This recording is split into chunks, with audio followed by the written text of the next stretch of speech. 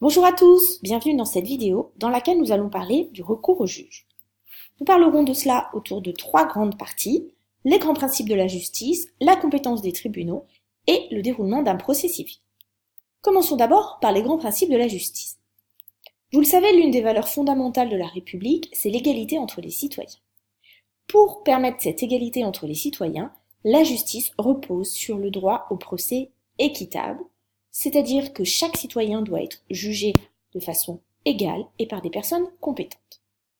Pour le respect de ce droit au principe équitable, la justice est organisée autour de trois principes fondamentaux qui sont 1. Le principe du contradictoire, 2. Le principe de la publicité des débats et 3. Le principe de la neutralité des juges. Voyons d'abord le principe du contradictoire. L'idée est très simple. Pour que les personnes puissent être jugées, il faut que toutes les personnes puissent être entendues. Chaque personne doit donc communiquer à l'autre partie les éléments dont elle a connaissance pour que les parties soient toutes prêtes et puissent avoir des arguments solides. Le deuxième principe est celui de la publicité des débats. L'idée ici, c'est que les débats, l'audience, sont publics. On peut donc y assister. Il existe des exceptions. Dans certains cas graves, on peut avoir un procès qui aura lieu à huis clos, c'est-à-dire que personne ne pourra assister à cette audience. Troisième et dernier principe, la neutralité des juges. Les juges, pour respecter le principe d'égalité entre les citoyens, doivent être indépendants, c'est-à-dire ne pas connaître les personnes présentes au procès, et impartiaux, c'est-à-dire qu'ils doivent juger chacun de la même façon, sans aucun parti pris. Nous avons vu quels sont les principes de la justice. Intéressons-nous maintenant sur la compétence des tribunaux. Répondons donc à la question « Quel tribunal je dois saisir si j'intente une action en justice ?» Cette compétence est d'où? On va voir d'abord la compétence territoriale, c'est-à-dire qu'on va répondre à la question « Où se trouve le tribunal que je dois saisir si j'intente une action en justice ?» Bien sûr, cette question, elle ne se pose que quand demandeur et défendeur ne sont pas géographiquement situés au même endroit. Le principe est très simple, c'est le lieu du défendeur qui détermine la compétence territoriale, même si, comme toujours en droit, il existe des exceptions. Donc, pour déterminer la compétence territoriale, on va raisonner en deux temps. D'abord, on va déterminer qui est le demandeur et qui est le défendeur, puis on dira qu'en principe, c'est le lieu de résidence du défendeur qui détermine le lieu du procès. On fait une action en justice contre Monsieur X se défend. Pour le protéger et lui simplifier la vie, on viendra à son lieu de résidence et ce sera le tribunal de chez lui qui sera compétent. Maintenant qu'on sait quel est le lieu géographiquement compétent, il faut savoir quel sera le tribunal compétent puisque vous savez qu'il existe plusieurs tribunaux. Alors en matière de droit, il y a deux ordres différents. L'ordre administratif d'une part, l'ordre judiciaire d'autre part. L'ordre administratif sera compétent quand au moins une des personnes sera une personne publique. Si je fais une action contre l'État, contre un hôpital, contre une mairie par exemple, ce sera de l'ordre administratif. Si au contraire aucune partie n'est une personne publique, ce sera l'ordre judiciaire.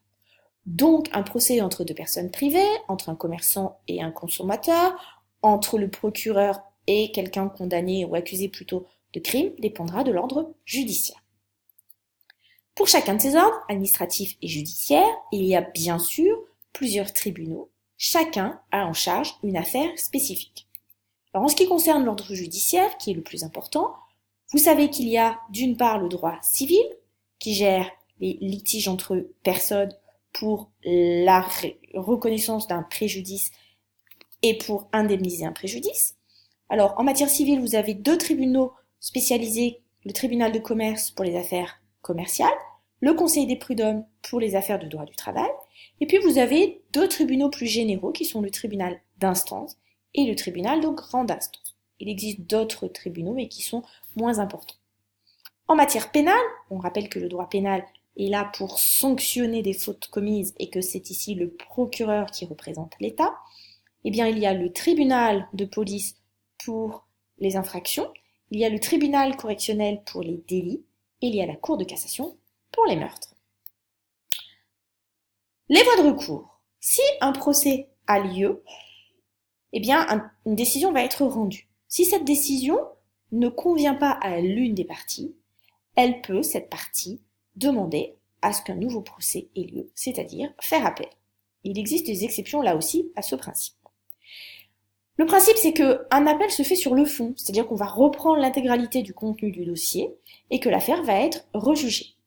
Évidemment, l'appel sur le fond n'est possible qu'une seule fois, sinon ce serait vraiment trop long. Une fois que l'appel sur le fond est épuisé, il me reste une dernière possibilité de recours qui est de faire un recours sur la forme, c'est-à-dire sur la procédure. Ce recours sur la forme, il y aura lieu devant la Cour de cassation si je suis dans l'ordre judiciaire, devant le Conseil d'État si je suis devant l'ordre administratif. Alors prenons un exemple, si monsieur X est soupçonné de meurtre, il s'agit d'une affaire judiciaire, plus précisément d'une affaire pénale, encore plus précisément d'un crime, ce sera donc en première instance la Cour d'assises. Si la Cour d'assises condamne monsieur X, mais le procureur aussi, peut faire appel devant la Cour d'assises d'appel qui rejugera intégralement l'affaire de monsieur X. À l'issue de cet appel, en revanche, monsieur X ne peut plus être rejugé. Il y aura cependant la possibilité de faire un recours devant la Cour de cassation qui, elle, fera une révision des éléments de fond, c'est-à-dire de la procédure qui a eu lieu en appel. Elle vérifiera, cette Cour de cassation, si le droit a bien été respecté. Terminons à présent par voir comment se déroule un procès civil. Eh bien, il y a 5 étapes qui sont l'assignation, la mise en l'état, l'audience, le délibéré et le jugement. L'assignation, eh bien, c'est le moment où on va saisir le tribunal en disant qu'on porte devant lui une demande et une affaire. La mise en l'état, à ce stade-là, le tribunal inscrit l'affaire et donne une date. L'audience, c'est le procès proprement dit, l'étape pendant laquelle le juge va entendre les parties en respectant le contradictoire, recevoir les pièces. La durée de l'audience peut varier de quelques minutes à plusieurs semaines. 4e étape, le délibéré. Une fois que l'audience est terminée, le ou les juges vont se retirer pour prendre leur décision. Là aussi, cela peut prendre un temps très variable. Et enfin, une fois la décision prise, le ou les juges porteront la décision à la connaissance des parties. C'est la dernière étape, le jugement. Voilà, pour conclure, nous avons traité ce chapitre du recours au juge. Nous avons vu quels sont les grands principes de la justice. Vous savez à présent quel tribunal est compétent pour juger d'une affaire au plan territorial, mais aussi quel type de tribunal. Et enfin, vous connaissez parfaitement les 5 étapes d'un procès civil. Merci de votre attention.